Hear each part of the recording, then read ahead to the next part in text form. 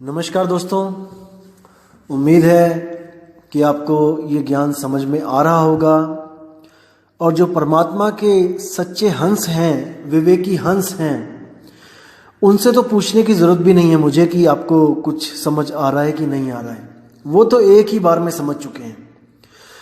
लेकिन जो लोग अभी और दुविधा में हैं, क्योंकि पुराना जो रंग है ज़्यादा चढ़ा हुआ है, जो नकली संतों ने जो अच्छा घोल चढ़ा रखा है ऊपर रंगों का, वो उतरेगा दोस्तों। ऐसा नहीं है कि नहीं उतरेगा, वो धीरे धीरे उतरेगा। धीरे धीरे रे मना धीरे सब कुछ होए, और माली सींचे 100 घड़ा ऋतु आए फल होए। जरूर उतरेगा दोस्तों। आज आपको एक भजन सुनाने जा रहा हूं मैं मलूक दास जी का। जैसे आपको पता है, मलूक दास जी पहले कृष्ण जी के भगत थे और फिर कबीर साहब ने जब उनको दर्शन दिए, उनको अपनी शरण में लिया, तो मलूक दास जी ने अपने गुरु कबीर के लिए एक बहुत ही सुंदर भजन लिखा। तो पहले वो भजन सुनेंगे, उसके बाद मैं उसकी व्याख्या कर दूंगा। साहिब बंदगी। तो पता लगा कि भाई निज नाम भी कोई चीज है जो केवल और केवल सतगुरु कबीर साहब दे सकते हैं। तो भाव में आके क्या कहते हैं कि मैं बहुत से नाम जपता था, लेकिन जब से कबीर का नाम जपा। कबीर का नाम जपा का मतलब ये नहीं कि कबीर कबीर किया। कबीर भी तो 3 अक्षरों में आता है, उन्हीं 52 में कबीर भी आ जाता है। कबीर, उसमें भी होठ कंठ लग रहा है। कबीर के द्वारा नाम दिया गया, जब वो सिमरण मैंने किया तब मुझे आनंद आया। तो क्या बोलते हैं, जपोरे मन केवल नाम कबीर। जो कबीर साहब नाम देते हैं उसका सिमरण करना।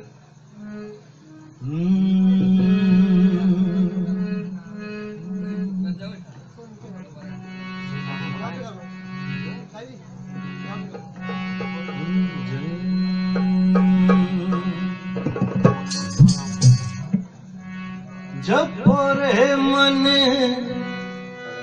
केवल नाम कबीर, जपोरे मन केवल नाम कबीर।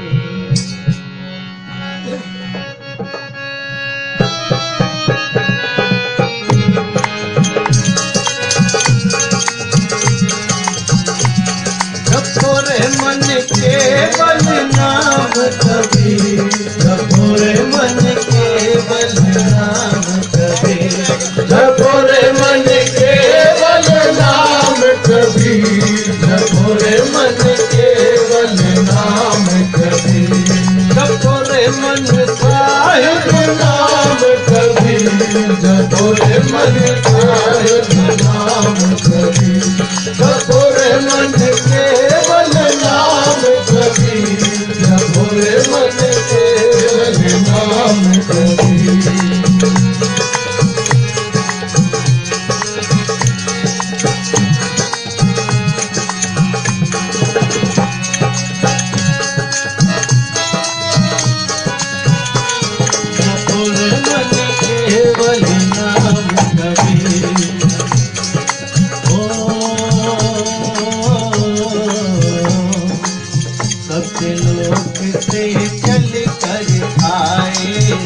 लोक से चल कर आए, काट नियम जन जीरो सतगुरु, काट नियम जन जी।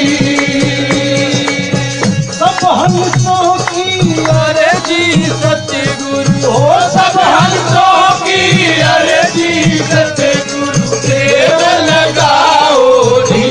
जपोरे मन केवल नाम कबीर, जपोरे मन केवल नाम कबीर, जपोरे मन केवल नाम कबीर,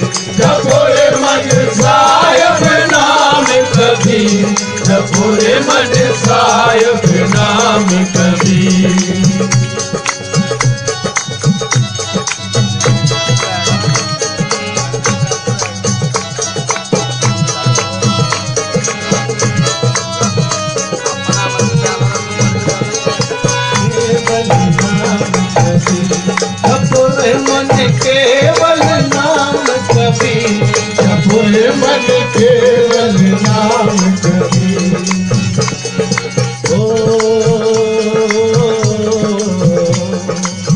एक समय गुरु बंसी बजाई, एक समय गुरु बंसी बजाई, कालंदरी के तीर धन गुरु, कालिंदरी के तीर, सुनर मुनि सब चकित भये हैं, हो सुंदर मुनि सब जगत भये हैं, रुचि कर करियानी, जपो रे मन केवल नाम कबीर, जपो रे मन केवल नाम कबीर, जपो रे मन केवल नाम कबीर, जपो रे मन साहिब नाम कबीर, जपो रे मन साहिब नाम कबीर।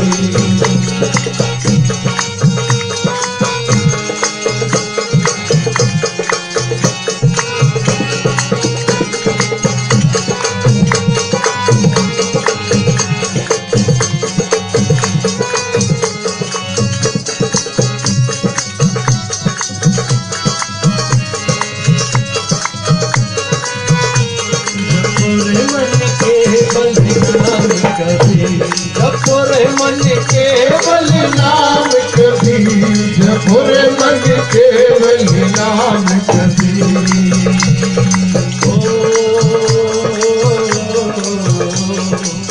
चार भाग से सतगुर न्यारे, चार भाग से सतगुर न्यारे, अजरो अमर शरीर धन गुरु, अजरो अमर शरीर, कोई काटे कोई अकल करावे, हो कोई काटे कोई अगन चलावे, भूख न पाय शरीर, जपो रे मन केवल नाम कबीर, जपो रे मन केवल नाम कबीर, जपो रे मन केवल नाम कबीर, जपो रे मन साहिब नाम कबीर, जपो रे मन साहिब नाम कबीर।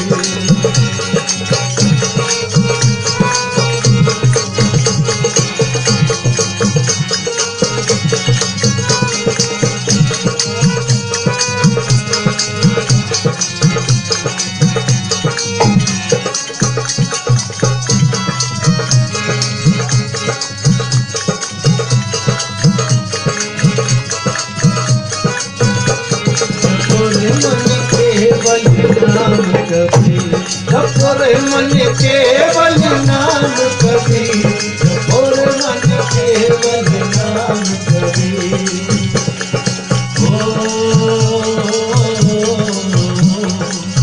काशी खज गुरु मग हरि आए, काशी तज गुरु मगे हरि आए, दोनों दीन के पीर धन गुरु, दोनों दीन के पीर, दस मलुक सलूक कहते हैं, हो दस मलूक सलूक कहते हैं, हो जो खसम कभी, जपो रे मन केवल नाम, जपो रे मन केवल नाम कभी, जपो रे मन केवल नाम कभी, जपो रे मन साहिब नाम कभी, जपो रे मन साहिब नाम कभी, जपो रे मन केवल नाम कभी, जपो रे मन केवल नाम कभी, जपो रे मन साहिब नाम कभी, जपो रे मन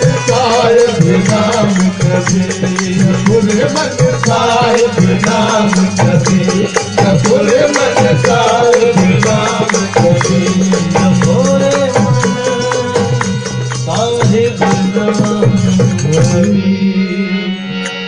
बोले सतगुरु बंदी छोड़ कबीर साहिब की जय हो। क्या बताते हैं भजन में? अब क्या कहते हैं भजन में? जपो रे मन केवल नाम कबीर। केवल, विचार करना दोस्तों, केवल का मतलब होता है एक, केवल एक, ओनली वन। जैसे बाबा नानक कहते हैं एको सतनाम, बस दूसरा कुछ नहीं चाहिए। वही मलुकदास जी कह रहे हैं जपो रे मन केवल, यानी कि अब दूसरी किसी चीज की आस नहीं है, दूसरा कोई नाम नहीं चाहिए मुझे, केवल नाम कबीर। अब कई लोग सोचेंगे कि शायद ये लोग कबीर वाला नाम देते हैं, कबीर कबीर जपने को देते हैं। नहीं दोस्तों, कबीर भी 52 अक्षरों में आता है। क बी र, 3 नाम है, 3 अक्षर हैं, इससे कबीर बनता है। ये नाम कबीर भी तब बना था जब 52 अक्षर बने थे, उसके बाद कबीर नाम बना है, उससे पहले कबीर भी नहीं था। मतलब कबीर था लेकिन उसका नाम नहीं था। जो कबीर तत्व है वो नी तत्व था, लेकिन उसका नाम नहीं था।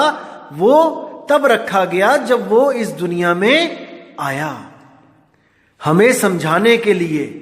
तो इस दुनिया की जो रीत है कि कोई भी आदमी पैदा होगा या कोई भी नई चीज हमें दिखाई देगी तो सबसे पहले हम उसका नामकरण करेंगे, ताकि हम उसको एक अलग हस्ती देकर उसको भी इस दुनिया में उसको अस्तित्व देंगे, ताकि वो भी एग्जिस्ट कर सके इस दुनिया में। और हमें कोई भी नया बंदा मिलता है, सबसे पहले हम यही पूछते हैं, भैया तुम्हारा नाम क्या है?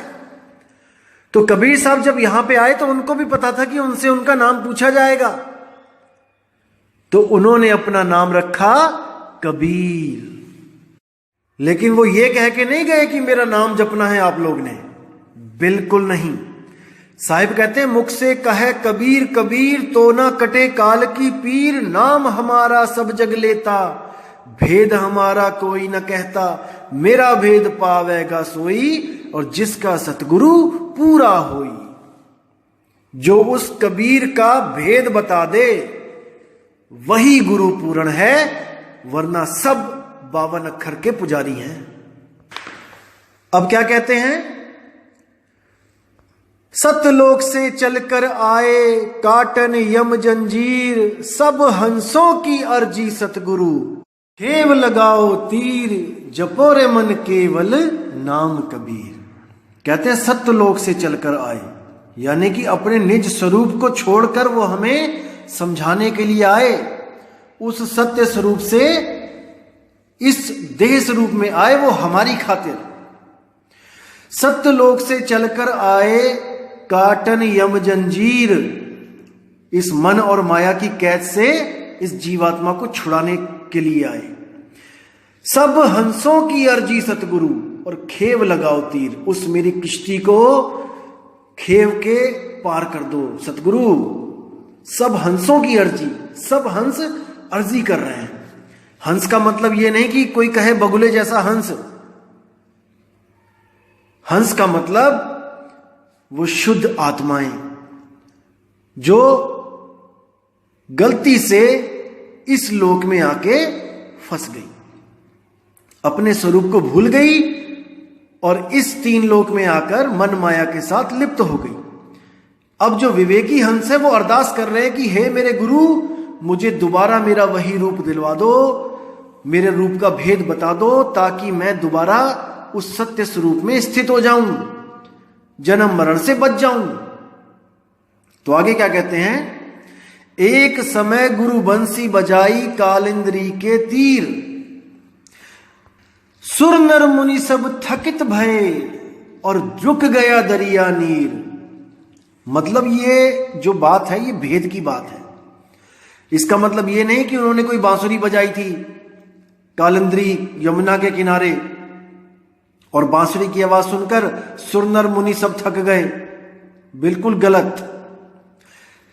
एक समय गुरु बंसी बजाई, यानी कि कबीर साहब ने जो उनको शब्द दिया था, जब वो शब्द प्रकट हुआ, वो धुन प्रकट हुई, वो अखंड ध्वनि जब प्रकट हुई, काल इंद्री के तीर, यानी कि काल और इंद्री यानी कि ये 3 लोक 10 इंद्रियां और मन, काल, इससे परे। क्योंकि कई लोग कहते हैं कि वो शब्द तो इंद्रियों का विषय है, सुनना उसको। नहीं दोस्तों, जो इंद्रियों का विषय है वो अनहद शब्द है, सार शब्द नहीं है। जो इस शब्द की बात चल रही है ये कालेंद्री के तीर, यानी कि काल, मन और इंद्रियों से परे की बात चल रही है। ये सांकेतिक ज्ञान है, ये गुप्त ज्ञान है। अब कहते हैं सुर नर मुनि सब थकित भय हैं, यानी कि सुर नर मुनि थक गए हैं। यानी मतलब कि जो अवस्था मुझे मिल गई है, सुर नर मुनि थक गए तपस्या कर करके, उनको नहीं मिला वो जो मुझे मिल गया। और रुक गया दरिया नीर, इसका मतलब क्या है सांकेतिक, कि समय भी रुक गया। दरिया नीर कभी नहीं रुक सकता, लेकिन वो भी रुक गया, यानी समय से पार चला गया, मैं अकाल में चला गया। अब वहां पर समय नाम की कोई चीज नहीं है। दोस्तों, जहां पर भी समय है वो काल की हद में है, इसीलिए उसको अकाल बोला है, यानी कि कालों से परे। काल यानी समय भी उसका कुछ नहीं बिगाड़ सकता, और ये आत्मा स्वयं काल से परे है, यानी कि समय से परे है। ना तो ये कभी पैदा हुई और ना ही इसका कभी अंत होगा। ये आत्मदेव अजन्मा है, इसको गांठ बांध लो आप लोग। जब तक ये चीज आपके दिमाग में नहीं गई, जब तक आप इस ज्ञान को नहीं समझ पाओगे। आत्मदेव अजन्मा है, अजन्मा, इसको किसी ने पैदा नहीं किया है। अजूनी सैभंग, सैभंग यानी स्वयं से पैदा होने वाला। तो यहां पे इशारे इशारे में बता रहे हैं कि सब कुछ थम गया, रुक गया, हर चीज रुक गई, मेरी उम्र भी रुक गई।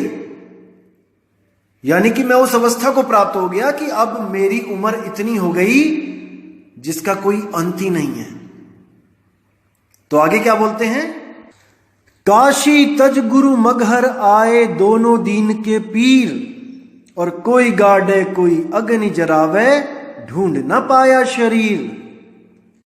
यानी उस समय ये रीति चल रही थी कि अगर किसी को लगे कि मेरी मौत आने वाली है, मैं बूढ़ा हो गया हूं, बुजुर्ग हो गया हूं, तो वो अपना सारा बोरिया बिस्तरा उठाकर काशी को चले जाते थे, ताकि हम काशी में मरे और हमें स्वर्ग की प्राप्ति हो, जैसे ब्राह्मणों ने पढ़ा रखा था। लेकिन कबीर साहब ने क्या किया, बिल्कुल उल्टा। काशी तज गुरु मगहर आए, काशी को छोड़कर जब कबीर साहब ने देखा कि अब मुझे जाना चाहिए, यहां से काफी उम्र हो गई है, तो वो मगहर की तरफ चले गए और उन्होंने उस रीति रिवाज का खंडन कर दिया। लोगों को जाते जाते इस भ्रम से निकाल दिया कि अगर किसी खास जगह में आप मरते हो तो इसका मतलब ये नहीं है कि आपको स्वर्ग मिलेगा। स्वर्ग आपके कर्मों के द्वारा मिलेगा, कौन कौन से कर्म किए हैं आपने, उसके हिसाब से मिलेगा। कहते दोनों दीन के पीर, जब कबीर साहब मगहर गए तो दोनों दीन, हिंदू मुसलमान दोनों आए उनसे अंतिम दर्शन करने के लिए उनके। लेकिन क्या हुआ, वहां पे झगड़ा हो गया कि हिंदू कहते हैं हम जलाएंगे, मुसलमान कहते हैं हम दफनाएंगे गुरु जी को, क्योंकि दोनों धर्मों के गुरु थे वो। तो कहते कोई गाड़े कोई अग्नि जरावे ढूंढ ना पाया शरीर, वो उनको नहीं मिले। जब कबीर साहब ने दोनों जो समुदाय थे उनको अंतिम दर्शन दिए तो वो झोपड़ी में चले गए और वहां पे चादर तान ली, चादर ओढ़ ली। तो बाहर झगड़ा होने लग गया कि हम जलाएंगे हम दफनाएंगे। उस वक्त आकाशवाणी हुई कि खोलो पर्दा है नहीं मुर्दा, मिथ्या युद्ध कर डाला, ए मूर्ख नादाना तुमने हमें नहीं पहचाना। जब ये आवाज सुनी उन्होंने तो सब अंदर भागे गए और देखा कि चादर के नीचे कबीर साहब लेटे हुए हैं, पूरा ढका हुआ था उस वक्त शरीर पूरी चादर से। तो उन्होंने जब चादर उठाई तो वहां पर क्या देखा उन्होंने कि कोई लाश ही नहीं है, कोई शरीर नहीं यहां पे, और फूल ही फूल पड़े हुए थे। तो यानी जाते जाते भी हिंदू मुसलमान का झगड़ा उन्होंने खत्म किया और उन दोनों ने आधे आधे फूल बांट के अपना मंदिर और अपनी मस्जिद उसी स्थान पे बनाई। आज भी अगर आप जाओगे मगहर में तो वो आपको साक्षात वहां पर मंदिर मस्जिद दिखाई देगा। ये कोई किताबी बातें नहीं है। उस वक्त 60,000 शिष्यों के बीच में वो मंदिर और मस्जिद बनाया गया था। ये प्रमाणित है। तो आगे क्या कहते हैं? 4 दाग से सतगुरु न्यारे, अजरो अमर शरीर, दास मलूक सलूक कहते हैं, खोजो खसम कबीर। यानी 4 दाग से सतगुरु न्यारे। 4 दाग कौन से हैं? सबसे पहला दाग है जन्मना, दूसरा दाग है भोजन करना, तीसरा दाग है स्त्री के साथ विवाह करना, और चौथा दाग है मृत्यु को प्राप्त हो जाना। इन 4 दागों से सतगुरु कबीर साहब न्यारे थे। 4 दाग से सतगुरु न्यारे, अजरो अमर शरीर। यानी कि उनका जो शरीर था, जो केवल देखने में लग रहा था कि एक इंसान की तरह है, जो हमें समझाने के लिए उन्होंने धारण किया था, वो भी अजरो अमर था। शेख तकी के कहने पे 52 बार उनके शरीर को खत्म करने के लिए उन पे प्रहार किए गए, लेकिन कोई कुछ नहीं बिगाड़ पाया। तो कहते हैं 4 दाग से सतगुरु न्यारे, अजरो अमर शरीर, दास मलूक सलूक कहते हैं, अरे खोजो खसम कबीर, जपो रे मन केवल नाम कबीर। कि अगर कोई खसम है हमारा, खसम का मतलब ये नहीं कि वो मेरा पति है, कहने का मतलब कि जैसे एक पति अपनी पत्नी की रक्षा करता है, जैसे जब सीता का हरण हुआ तो उसका पिता नहीं आया रक्षा करने के लिए, उसका ससुर नहीं आया रक्षा करने के लिए, उसके भाई बहन नहीं आए रक्षा करने के लिए, श्री राम को जाना पड़ा। तो खसम ही रक्षा करता है। इसी तरह कहते हैं खोजो खसम कबीर, यानी कि ऐसा खसम बना लो, ऐसे संत की शरण में चले जाओ, ऐसा सतगुरु कर लो जो तुम्हें बचा ले। और इस अखिल ब्रह्मांड में नजर घुमा के देख लो, सतगुरु कबीर साहब के अलावा हर संत आपको ब्रह्म तक ले जा सकता है, शून्य तक ले जा सकता है, उसके आगे कोई नहीं जा सकता। क्योंकि जन्म मरण में आकर सब के सब अपने स्वरूप को भूल गए। इसलिए कबीर साहब को हर युग में बार बार यहां पर चेताने के लिए आना पड़ रहा है। लेकिन हम ऐसे मूर्ख हैं जो उनकी बातों को समझते नहीं हैं और फिर इसी 84 के चक्कर में चले जाते हैं। तो दोस्तों, इस बार पूरा दिमाग लगा देना है, पूरा विवेक लगा दो। मैं कहता हूं हर चीज, बाल की खाल निकाल दो, लेकिन इस जन्म में हमने मुक्त होना है जीते जी। मर के नहीं देखी किसी ने मुक्ति, जीते जी मुक्त होना है। और जो जीते जी मुक्त नहीं हो पाया, मुझे दुख के साथ कहना पड़ेगा कि उसको अगला जन्म लेना ही पड़ेगा, कोई दूसरी ऑप्शन नहीं है।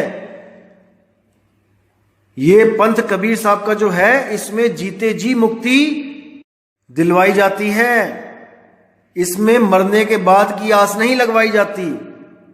इसी जन्म में मुक्त होना है, अपने स्वरूप को जानना है, उस स्वरूप में स्थित होना है और सहजता के साथ अंत समय में इस शरीर को कपड़े की तरह उतार देना है।